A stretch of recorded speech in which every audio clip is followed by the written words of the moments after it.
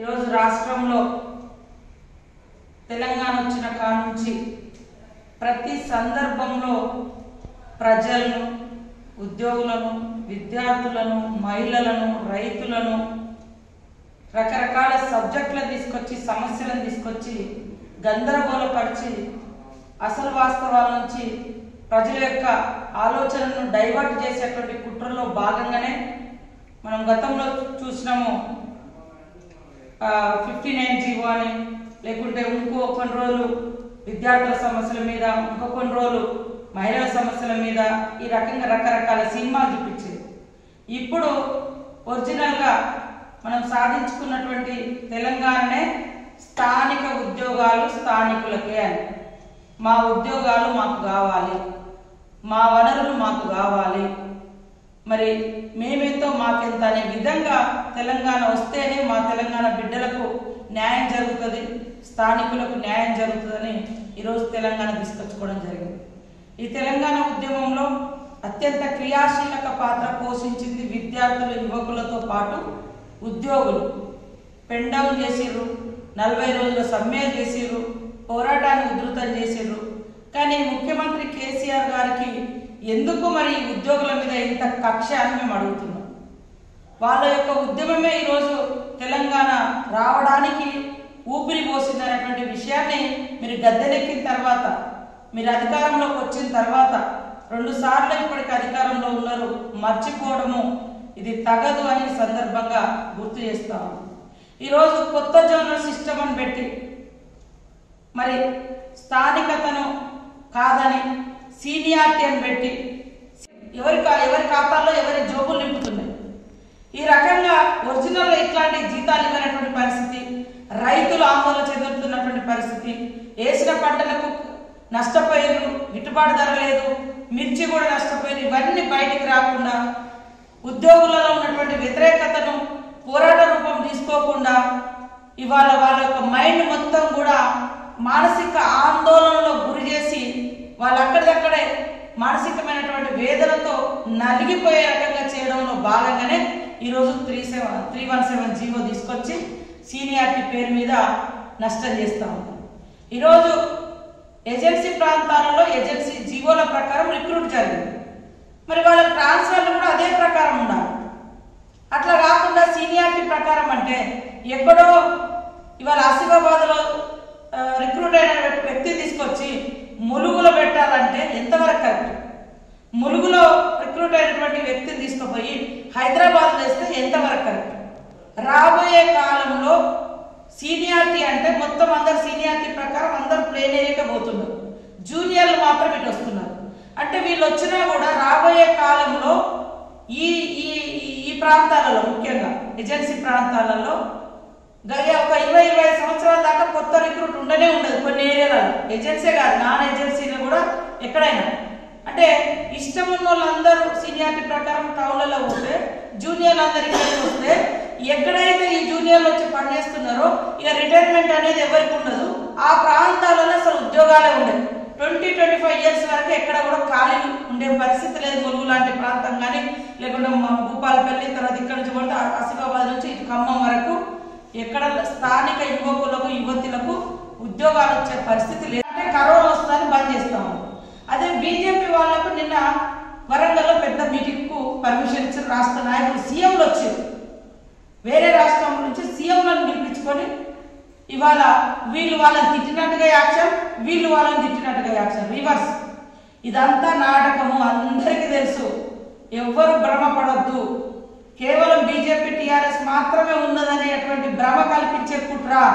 ప్రజలలో కాంగ్రెస్ చేసినటువంటి అనేక గొప్ప కార్యక్రమాలు గుర్తుకొచ్చి కాంగ్రెస్ను అధికారంలోకి తీసుకురావాలనేటువంటి ఆలోచనలో ప్రజలు ఉన్నారు. దాన్ని పక్కదారి పట్టించి మీరు కొట్టినట్టుండండి, మేము ఏడ్చినట్టుంటాం అనేటువంటి యాక్షను, అంతకంటే ఇంకొకటి లేనే లేదు. నిజంగా ఈ టీఆర్ఎస్ బీజేపీ ప్రభుత్వాలకు చిత్తశుద్ధి ఉంటే ఈరోజు ఈ 2 పార్టీలు అధికారంలో ఉన్నది మీరే. కేంద్రంలో బీజేపీ అధికారం ఉంది, రాష్ట్రంలో టీఆర్ఎస్ అధికారం ఉంది. మీరిద్దరే రోడ్డెక్కి డ్రామా చేసింది. మీరే ల్యాండ్ ఆర్డర్ను మీరే మీ చేతిలో తీసుకునేటువంటి పరిస్థితి ఎట్లా చేస్తారు? మీరు ప్రతిపక్ష హోదాలో లేరు. మీ 2 పార్టీలు ప్రతిపక్ష పార్టీలను పోరాటం చేయకుండా మా గొంతులు ఆపి మా నోళ్ళు నొక్కి ఇవాళ మీరు ఒకటై నువ్వు దీని మీద మాట్లాడు, నేను ఆపినట్టు చేస్తాను. ఇవన్నీ డ్రామాలు. ఇప్పటికైనా ఉద్యోగుల యొక్క ఈ స్థానికత సీనియారిటీ ప్రకారం అనే పేరును తీసేసి స్థానికత పేరుతోటే మనం తెలంగాణ తెచ్చుకున్నాం. స్థానికత పేరుతోటే వాళ్ళకు స్పౌజ్ కూడా అరే భార్య ఒక కాడ భర్త ఒక కాడ కామన్ సెన్స్ ఉంటుంది, కనీస ఆలోచన. ఇవన్నీ లేకుండా ఇష్టానుసారంగా చేసి వాళ్ళ ఉసురు పోసుకుంటే ఏం సాధించలేరు ముఖ్యమంత్రి గారు. వెనువెంటనే ఈ జీవోను రద్దు చేసి యాస్టీజ్గా గతంలో ఎట్లయితే లోకల్గా వాళ్ళ అవకాశాలను బట్టి స్థానికతను బట్టి వాళ్ళకి అవకాశాలు కల్పించాలి, ట్రాన్స్ఫర్స్ చేయాలి తప్ప ఈ రకంగా కేవలం ప్రభుత్వ రంగ సంస్థలను అక్కడ కేంద్రం మూసేస్తుంది. ఇక్కడ ప్రభుత్వ పాఠశాలలను అర్బన్ ఏరియాలలో మరి ఇట్లాంటి మారుమూల అటవీ ప్రాంతాలలో ఏజెన్సీ ప్రాంతాలలో ఇలాంటి వెనుకబడ్డ ప్రాంతాలలో స్కూళ్లను మూసేసి ప్రైవేట్ రంగాన్ని ఎంకరేజ్ చేసేటువంటి కుట్ర. దానిలో భాగంగానే ఇప్పటికే 4000 పైగా స్కూళ్లను ప్రభుత్వ స్కూళ్లను మొత్తం కూడా రేషనలైజేషన్ పేరుతోటి మూసేసిండ్రు. అసలు టీచర్ల రిక్రూట్మెంట్ లేదు. ఇప్పటికైనా ఉద్యోగులు ఆలోచించాలి. ఈ గవర్నమెంట్ వచ్చి 7 సంవత్సరాలు అయింది, 8 సంవత్సరాలు అయింది. 8 సంవత్సరాల్లో ఒక్కటంటే ఒక్క డిఎస్సి పెట్టలేదు. మేము అప్పటి నుంచి మొత్తుకుంటా ఉన్నాం. ఉద్యోగులు కూడా ఆలోచించాలి. ఒక్క డిఎస్సి కూడా పెట్టుకోకుండా, ఒక్క టీచర్ రిక్రూట్ జరగకుండా ఏ రకంగా విద్యారంగం ముందుకు పోతుంది అంటే ప్రభుత్వ విద్యారంగం అంత వ్యవస్థ అంత వేస్ట్, కేవలం ప్రైవేట్ది మాత్రమే బాగుంది అని. ఈ రెండు కూడా ఒకటే. బీజేపీ ఆ రోజు కాంగ్రెస్ ప్రభుత్వం తెచ్చినటువంటి అనేక ప్రభుత్వ పరిశ్రమలను ఆదాని అంబానీ మేమిద్దరం మాకిద్దరం అన్నట్టుగా వాళ్ళు అమ్ముతున్నారు. ఇక్కడ ముఖ్యమంత్రి గారు ఉద్యోగుల బదిలీల పేరుతోటి వాళ్ళ జీవితాలతోటి ఆటాడుకోవడమే కాకుండా భవిష్యత్తులో ఇలాంటి ఏజెన్సీ ప్రాంతాలలో, అటవీ ప్రాంతాలలో లేదా వెనుకబడ్డ ప్రాంతాలలో, అర్బన్ ఏరియాలలో అసలు రిక్రూట్మెంటే లేకుండా జరిగేటువంటి కుట్ర జరుగుతుంది. భవిష్యత్తులో ఏ ఒక్క ఉద్యోగాలు కూడా వచ్చేటువంటి పరిస్థితి లేదు. కాబట్టి ఇప్పటికైనా వాళ్ళ చావులను చూసైనా ముఖ్యమంత్రి గారు మీకు కనువిప్పు కలగని, నిద్రపోయినట్టుగా నటించకండి. ఇవాళ వాస్తవాలను తెలుసుకోండి. వాస్తవాలు ఒక రకంగా ఉంటే మీరు ఒకటి చేయడం మానుకోండి. కాంగ్రెస్ పార్టీ వాళ్ళు ఒక ట్రైనింగ్ పెడితే, ఒక చిన్న ధర్నా చేస్తే, ఒక కళ్ళం కాడికి పోయి ఒక రచ్చబండ పెడితే ఇష్టం ఉన్నోళ్ళకు ఇష్టం ఉన్న కాడ జూనియర్లు అయితే ఎక్కడైనా చేస్తామంటే ఈరోజు ఎంతో మంది పోలీస్ శాఖలో పనిచేసేటువంటి వాళ్ళు, ఉపాధ్యాయ శాఖలో పనిచేసేటువంటి వాళ్ళు మరి కళ్ళ ముందు ఉరేసుకొని చనిపోతున్నారు. వాళ్ళకు సంబంధం లేనటువంటి ప్రాంతాలు వాళ్ళు ఒక దగ్గర కాకపోతే ఒక జిల్లా ఒక లిమిటేషన్ అనుకున్నారు.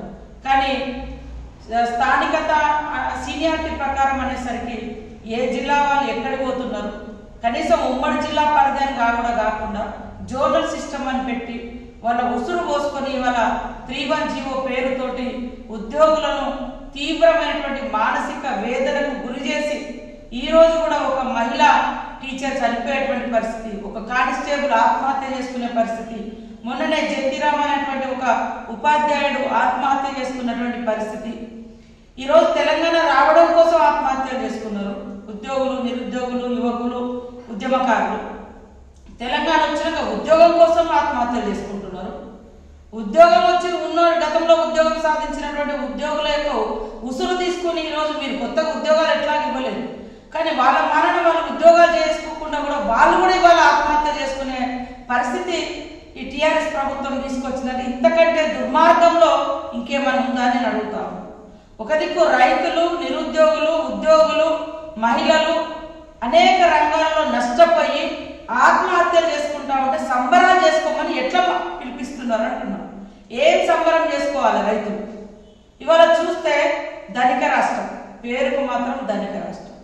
వచ్చిన ధనమంతా ఎవరి గొప్పలు నిండుతా ఉందని అడుగుతుంది. ధనిక రాష్ట్రంలో 13 జిల్లాలు ఈ రోజు 10వ తారీఖు వచ్చింది, ఇంతవరకు జీతాలు ఇచ్చే పరిస్థితి లేదు.